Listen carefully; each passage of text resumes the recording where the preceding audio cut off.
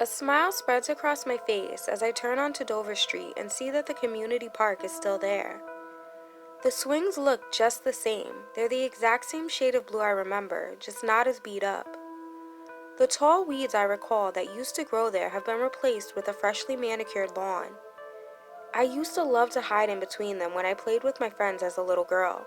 They made the best hiding spot. I've walked these streets my whole life. I know them like the back of my hand. Fairhope, Alabama is where I was born and raised. After graduating from high school, I decided it was time to get the hell out of here and go make something of myself. So I moved away to California to attend college. After finishing school, it was just a bunch of long days spent desperately seeking employment, only to be led to disappointment. But I continued searching for the opportunities I knew were waiting. I knew that if I tried just one more application, job search, or interview, it would finally happen. And then it did. Now I work for a law firm out there.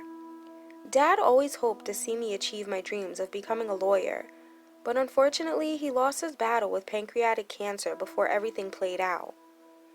My stomach is in knots by the time I pull up in front of my mom's house. I have to admit, it feels a little strange coming back here again after so long. For most people, leaving home is hard, but for me it wasn't. I kept in touch with my mom over the years, but only because I knew that that's what Dad would have wanted me to do. My mother and I were never really close, and after Dad passed away, we grew even further apart. But despite how long I've been away, I still remember everything about the place. The blue hydrangeas planted in the front yard, and the soft tinkling of the wind chimes every time there's a slight breeze. The paint has faded since the last time I saw it, but I still recognize that too. It used to be a beautiful sky blue. Now it looks more like the color of the sky before a bad storm. Fallen leaves litter the walkway, bathing it in dark red and orange. I stroll up it, dragging my luggage behind me. The porch light is on, that familiar glow making the house feel warm and inviting. I spot a brand new flower pot to the right of the front door, and it's filled with pink and yellow chrysanthemums. The door, which was once a bright shade of red, has become brittle as it has faded in the sunlight. The seasons have obviously taken their toll on the place. I run my hand down the elongated handle on the screen door. The metal feels cool against my palm. I seize it, yanking the door open, then raise my hand to knock, but stop, take a deep breath, and ring the doorbell instead. I hear the ding-dong sound coming from inside and someone rushing to answer it. It opens slowly, revealing my mother's warm, loving face. I embrace her in a tight hug, suddenly feeling unsure of why I haven't returned in so long. Then she opens her mouth and reminds me why. You know, I haven't seen you since your father's funeral. Yeah, Ma, I know. I've just been busy. Too busy for your mother? If your father was still alive, you would have come back to visit before now. Mom, please don't do this. I didn't come to argue. I just wanted to make sure you were all right. Yeah, I'm just fine, considering the fact that I'm dying. She holds open the screen door. Come on in. The inside of the house looks nothing like the outside. Thick, heavy curtains prevent every ounce of sunshine from seeping in, and the dark carpet and paneling only add to the dreariness of the place. I'm here in town because I just found out a few weeks ago that my mother was diagnosed with breast cancer. Although we're not very close, she's still my mother, and I wanted to be here for her when she started chemo. We sit in the living room chatting for a little while. I talk about work, and she tells me how miserable she's been feeling, making me feel even worse about not coming to see her sooner. Then she sends me to the store to pick up a few things that she needs. After parking my car and locking it, I enter the local pharmacy.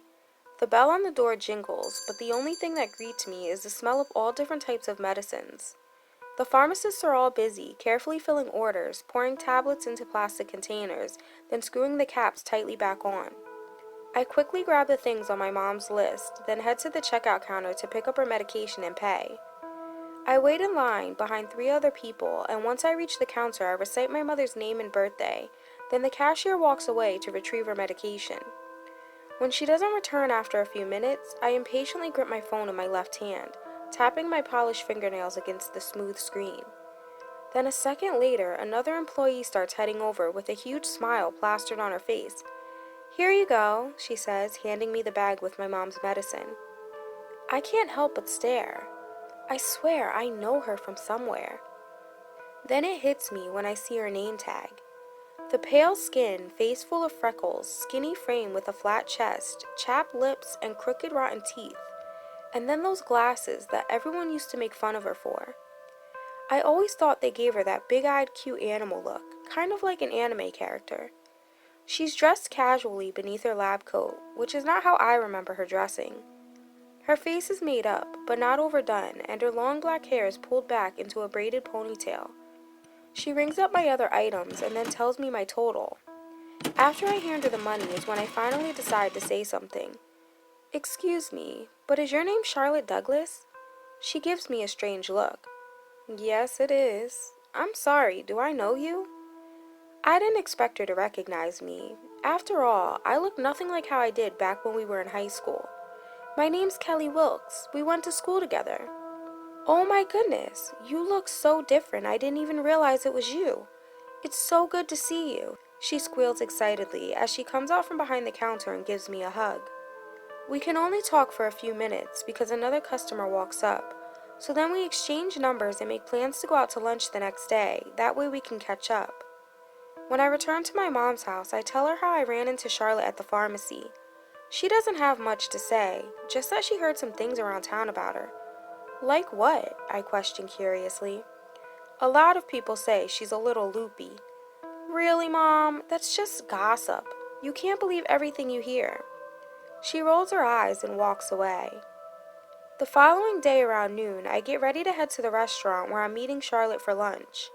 She's already there waiting for me when I arrive. We quickly look over the menu and place our order. Then she asks what I've been up to since I graduated and moved away 8 years ago. I tell her all about my job, my condo out in LA, and my boyfriend who does modeling. She doesn't say much. She just nods her head here and there, smiles, or takes a sip of her drink. Last, I tell her that I returned home and am planning on staying in town for a while because my mom's been diagnosed with cancer.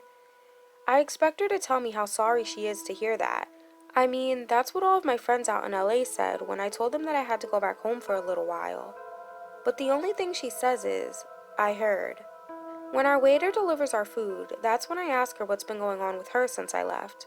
She tells me that she still lives at home with her parents and that she's been working at the pharmacy ever since she dropped out of college because she couldn't afford to keep going. Then she tells me she goes out on blind dates from time to time with guys that she meets online, but she's not seeing anyone right now. Talk about living a boring life, I think to myself. I change the subject, asking if anything fun is going on in town. "Well, the arts festival is in town for a few more days. I already went with my mom, but if you want to go..." "Sure, I'd love to," I reply, cutting her off.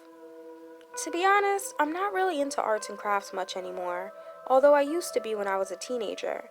I remember Charlotte had liked them too. I guess she still does. I pay for lunch, and then we walk out to the parking lot together. She catches me off guard when she leans in and embraces me tightly. "Ouch!" I shout. "What's the matter?" "I think my hair got caught on your purse zipper or something." "Sorry." As I get into my BMW, Charlotte just kind of loiters around like she's waiting for me to leave. "Do you need a ride?" "No thanks, my car's right over there." "Okay, I guess I'll see you tomorrow." I pull out of my parking space and then onto the main road, and as I'm driving away, I see Charlotte climb into her vehicle, an old two-tone station wagon. The next day, Charlotte calls me bright and early, asking if I can pick her up because her father needs to use the car today. I'd totally forgotten that we'd made plans to go to the Arts and Crafts Festival together. "No problem, but I need to take my mom to a doctor's appointment. I can pick you up after. Just text me your address." If it's alright with you, can you just pick me up at the pharmacy?" "Sure," I answer. I feel exhausted. I barely got any sleep last night. I don't know if it's because I had to sleep on my mom's saggy sofa or the nightmare I had. Today my mom starts her chemo, so I get dressed, grab some breakfast, and then we head to the hospital. As we enter, the smell of disinfectant awakens memories long forgotten of my dad's hospital visits. The last time I was in a hospital was the day he died. And no matter how many times I've tried to forget, every detail of that day is etched into my brain like an etch-a-sketch. I solemnly walk down the corridor, trying my best to be strong for my mom. We arrive at the chemotherapy ward and sit in the waiting room until a nurse calls her name. When she gets up to head to the back, I get up and follow behind her, but then the nurse says, "You must wait in the waiting room." I start to protest, but she doesn't even give me a chance to speak. "I'm sorry, miss, but that's our policy." She watches as I walk back over and plop down in one of the hard plastic chairs. I pull a magazine from my purse and begin flipping through the pages. The next thing I know, I'm starting to doze off, and my nightmare picks up right where it left off last night. I wipe my tear-stained cheeks and squeeze my eyes shut as tight as I can, trying to remove the image of what I just saw from my mind. I reach into my purse for my makeup bag and apply some all over my face, as if it will hide my now pale complexion. After evening out my skin with some foundation and getting rid of the dark circles under my eyes, I quickly touch up my eyeliner and mascara, and then apply the darkest shade of eyeshadow I have to bring out whatever color I have left in my eyes. I finish with a thick layer of lipstick. I almost look normal. To be honest, I don't even know exactly what it was I saw.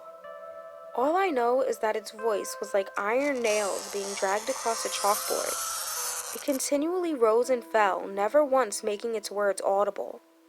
I could barely see it through the darkness, but its eyes are something that I'll never forget. At first they were as white as freshly fallen snow. Then they suddenly turned black, and its mouth stretched abnormally wide as it let out an eternal. I don't even know what to call the sound it made. I just know that it was a noise no living thing could ever make. I gather my things and leave the restroom, making sure to be cautious as I creep down the empty hallway. My heart is racing. I don't know where I am, but I need to find a way to get the hell out of here. Just as the doorway comes into focus and I start running toward it at full speed, silvery wisps curl around the doorframe, and that same terrifying, indescribable sound that I heard last night floods the hallway, intensifying to the point that my ears begin to ring. I collapse to the floor, hands clamped over my ears, but still hearing it nonetheless. Then from the gloom steps a shadow. It appears to be a man, but I'm not certain. He's rubbing his hands together like he's up to no good. His white lips are pulled tight over broken teeth. He takes a step forward, then opens his crooked mouth to speak. But what comes out? He's what has been making that awful sound I heard. Suddenly, I awake to someone violently shaking me. I look up and see a nurse standing above me. "Your mother's treatment is finished. Are you all right, miss? You don't look so well." I leap up and rush to the bathroom. As I glance at my reflection in the mirror, I have to look away. I look tired or even sick. My skin is ashen, sweat is glistening on my forehead and cheeks, and my lips, which are usually soft and pink, now look chapped and are bleeding. I splash some water onto my face and then head back out to the checkout desk where my mom is sitting in a wheelchair waiting for me. I push her out to the car and help her inside. Then I take her home and call Charlotte to tell her I can't make it to the festival. She sounds very disappointed, but I promise her that if she's available, I'll go with her tomorrow, which is the last day it's in town. That night, I sleep a little bit better than I did the first night there, but I wake up in the morning with a heavy nosebleed.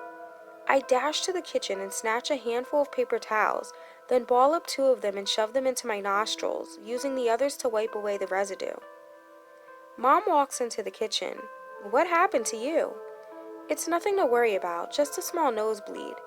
"You better get that checked out. Nosebleeds can be a sign of cancer, and it's hereditary."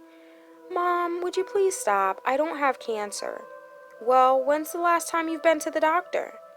I don't even bother to answer her. I take a shower, then get dressed and head out for the day. On my way to get some breakfast, I give Charlotte a call to see if she's still up for going to the festival today. She tells me that she has to work until later this afternoon, and once she gets off, she'll just meet me there. So I pick up a cup of coffee and a breakfast sandwich, then ride around town for a while, reminiscing on all of the old spots I used to hang out, until I see the movie theater that I used to love to go to with my dad. I glance down at my watch and see that I still have time to kill until I have to meet Charlotte, so I head inside to watch a movie. I'm surprised to see that there are only a handful of customers in the lobby when I enter. It used to always be so packed when I came in here as a little girl, but I don't mind. That tells me that I'm going to get a good seat and not have to worry about someone sitting behind me kicking my chair the entire time. I'll actually get to enjoy the movie. Once I pay for my ticket and enter the theater where my movie is playing, I grin when I see that I have the entire theater to myself. I find a seat right in the middle, then lean back and get comfortable. After the trailers end and the movie is just beginning, I hear the door slam closed and turn around to see who came in, but I don't see anyone. So I go back to watching the movie, but then I start to hear whispering, and it sounds like it's coming from the seat right next to me. When I turn to look, I notice a man sitting 4 rows back. He must have been the one I heard come in, I think to myself. As the movie goes on, I continue to hear the whispers, but it sounds like multiple people talking. I look back to see if more people have come into the theater, and it slightly unsettles me when I notice the man has moved 1 row closer to me, and he's now sitting 3 rows behind mine. I start to hear the whispers once again. This time they surround me. I cover my ears and nervously glance back. Fear washes over me when I now see the man has moved even closer. He's now sitting 2 rows behind me. I quickly turn back around and face the screen, my heart beating out of my chest. The whispers get even louder, and then they become more audible. And once I realize that they're calling my name, it sends a chill to my very core. I'm too afraid to turn around, to find him sitting 1 row behind me now, but as the chants continue to get louder, I force myself to look. As soon as I start to turn my head, I feel a hand on my shoulder, and I let out an ear-splitting scream that echoes throughout the empty theater. As I continue to scream and turn fully around, I find no one sitting behind me. When I see that I still have the whole theater to myself, I figure I must have fallen asleep and had another nightmare. But just to be safe, I move all the way to the last row so that nobody can sit behind me. About halfway through the movie, my shoulder starts to ache. I try to massage it, but it hurts to even touch it. Without any more incidents, I finish the movie, and once it ends, I drive over to the festival. It's being held in the high school parking lot this year, so I find a parking spot, park, and then walk toward the first booth that I see. After visiting a number of booths, I run into another old friend, a guy named Tim that I also went to school with. He's there with his wife and 3 small children. He introduces me to them, then asks what I'm doing back in town. I tell him about my mom, and then I mention how I also bumped into Charlotte at the pharmacy and that I'm supposed to be meeting her here. As soon as I say her name, the look on his face suddenly changes to one of concern. Then he pulls me aside so that his kids can't hear what he says next. "You should really stay away from her. She's not the same person that we grew up with." I laugh off his comments, but he continues. "I'm serious. She's crazy. After she had to drop out of college, her life just went downhill from there. People around town say she worships the devil. She's into all kinds of satanic stuff now. Thanks for the heads up." When Charlotte meets me at the festival a little while later, I try not to act weird, but she senses something is up. So I tell her how I ran into another old friend, not wanting to tell her who actually said it. Then I tell her what they said. Her face flushes red with humiliation. I put on a counterfeit smile, hoping that the awkwardness bathing the moment will evaporate. Then I link my arm through hers and pull her over toward the nearest booth. "I meant to tell you how great you look. Did you do something different to your hair?" "No, I went tanning and bought a few new outfits." Thankfully, she seems to go back to her normal self after that.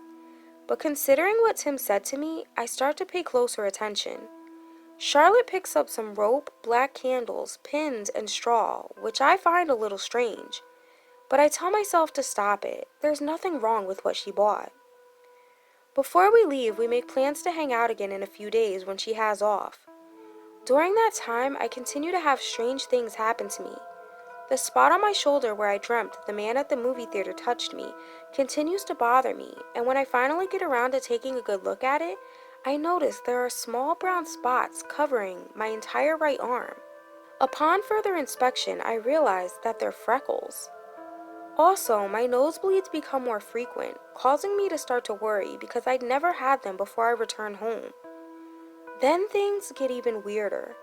I begin to have hallucinations of the same man from the movie theater. The problem with them are their unpredictability. I never know when they're going to happen, which really scares me. What if one day I have one while I'm driving? One in particular occurred while I was sitting down eating dinner with my mom. The next thing I know, I look up and see the man's corpse hanging by a noose from the chandelier. After realizing something was wrong, my mom punched me in the arm so hard I finally snapped out of it. Then I told her what I'd experienced, and she forced me to go to the doctor to get checked out. But all of the tests they ran came back normal. They said that there was absolutely nothing wrong with me. I was glad to hear it. Maybe now my mom can stop worrying. The doctor does prescribe me something for the hallucinations, but then my nightmares begin to get more intense. One day I lay down on the couch to take a nap, and I dream that I'm in a park. I'm strolling along a path, just watching everything that's going on. Suddenly, the cloudy sky turns gray and it starts to rain. Thunder booms in the distance. I pick up my pace, not wanting to get soaking wet. As I'm running, I catch a glimpse of something. I stop to take a closer look and realize it's a man standing beneath a tree. I assume he was also visiting the park when the rain started, so he must be hiding under the tree for shelter. I go about my business, continuing to search for shelter of my own, when I come across something that paralyzes me with fear. I stand there in the pouring rain, my hands trembling and eyes widened. It can't be, I think to myself as I walk over to inspect the sign closer. Written across it is my name, birthday, and the date of my death, which doesn't make any sense because I'm standing here very much alive. As I stand there struggling to breathe, I hear something and turn around to see what it is.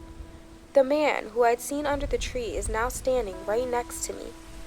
Now that he's gotten closer, I get a good look at his face and gasp in horror when I realize it's the same man that I've been seeing in my other nightmares and hallucinations.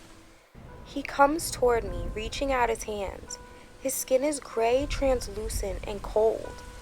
Then he grabs the sides of my face, and just as a malicious grin spreads across his lips, I jolt awake. I'm drenched in sweat, wondering if it was actually a nightmare or an omen that I just had. Obviously, everyone is going to die eventually, but am I about to die sooner rather than later? I decide not to tell my mom about my nightmare. I don't want to freak her out, but I do bring it up to Charlotte the next time we meet. I'm sure it's nothing more than a nightmare. I don't know. I wasn't having any of these problems until I got here. I think maybe it's time I got out of here and head back to Cali. I was even thinking about taking my mom with me. You know, we're known to have some of the best doctors out there. Oh yeah? She replies. And you could even fly out there to visit me. Yeah, that would be great if I could afford it. I can tell I upset her, so I changed the subject after that. You look different. Do I? Well, I did get my teeth fixed, and I switched to contacts, she says, smiling. Why do you keep squinting? She asks. My eyes have been bothering me for a few days now. Everything just keeps going blurry. I hope I don't need glasses. I don't know why, but I was starting to get a little jealous of Charlotte. I began to notice that she wasn't the same little girl I grew up with. Each time I saw her, it seemed like she was glowing. And I was always one to take care of myself before, but ever since I got into town, I feel like I've been letting myself go. Over the next few days, Charlotte starts to call me constantly, but I tell her that I can't hang out with her because I'm spending as much time with my mom as I can before I leave to go back home. I brought up the idea of her coming back to Cali with me, but she declined. The nightmares continue, and so does my declining health and appearance. I look sickly. My hair has started to fall out and my teeth have been bothering me. One even fell out the other night, and when I picked it up, it appeared to be rotten. The day I'm leaving to go home, I stop by the pharmacy to say goodbye to Charlotte. I don't want to because I'm extremely embarrassed by how I look, but I know she'd be hurt if I left without saying goodbye. But she's not there, so I ask one of her coworkers for her address. Once I have it, I head over there. But when I pull up in front of the address I've been given, I'm confused. It appears to be abandoned. I get out of the car and walk closer, thinking there's no way anyone can possibly live in there. I grab a hold of the banister as I climb the rickety steps. Then I knock on the door. Like I expected, there's no answer. But when I'm about to walk away, I hear something. It sounds like someone is moving around in there. So I place my hand on the doorknob and twist it, surprised to see that the door swings right open.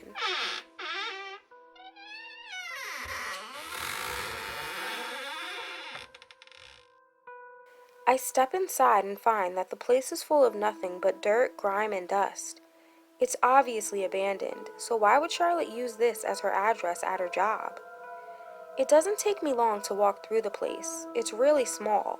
It has just a front room, a tiny kitchen, and an extremely little bathroom, then one bedroom way in the back of the house. As I enter, I discover some type of altar set up against a wall. Curious, I approach it and find 4 black candles placed in each of the 4 corners, and then sitting in the middle is a strange-looking box. It's about 8 inches long and 4 inches wide. It almost looks like a jewelry box, except that it's decorated with a star on the top, and on each of the sides is a circle with weird-looking symbols inside. I lift the latch and open it. Inside, I find a cloth doll with straw hair, but strands of human hair that are the exact same shade of mine are weaved in with the straw. Immediately, I think back to the first time that Charlotte and I went out to lunch together. I thought it was awkward when she hugged me, and then I thought my hair had gotten caught on her purse. But now I'm pretty sure that she pulled some out. I pick up the doll, and lying beneath it are 3 pins and a small piece of rope tied to look like a noose. What I see next chills me to the bone. There's also an old yearbook photo of me in the box. That's when I know that what Tim told me about Charlotte is true. I tell myself, you need to get out of here right now. Just as I snatch the picture and prepare to leave, I hear Charlotte's voice behind me. What are you doing here? I turn around and am shocked at what I see. Staring back at me from across the room is my very own face. Her voice is the only thing that still remains the same. I turn back around and gaze into the oval-shaped mirror hanging above the altar. Then I start to tremble. Charlotte, what in the hell is going on? What did you do? I touch my face, not wanting to believe what I'm seeing. Staring back at me is not my reflection. It's Charlotte's. The pale skin, face full of freckles, skinny frame, chapped lips, and crooked rotten teeth now belong to me. You should have never come back here. You show up here bragging about how wonderful your life turned out. So what do you think about me? You probably think that I'm just a loser. Charlotte, that's not true. I never once thought that about you. You're a liar. I can see it in your eyes. You think you're better than me. But none of that matters now. I only need one last thing from you. An ear-piercing shriek escapes my lips when I see the man from my nightmares appear in the corner of the room. He slowly walks toward me. I'm cornered. I have nowhere to run. Then he reaches out and grabs me by the throat. A moment later, the room goes silent. My screams have stopped. I can't speak at all. When he finally lets me go, I collapse to the floor and watch in horror as he now approaches Charlotte and grabs her by the throat.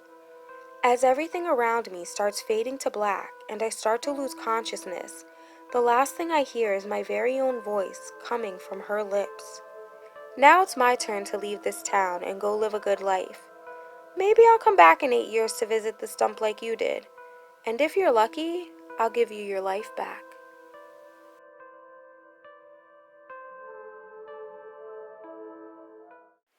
Don't forget to subscribe for new stories weekly. See you next time on Nina's Nightmares. Really? You're supposed to click the like button, not me. Ugh.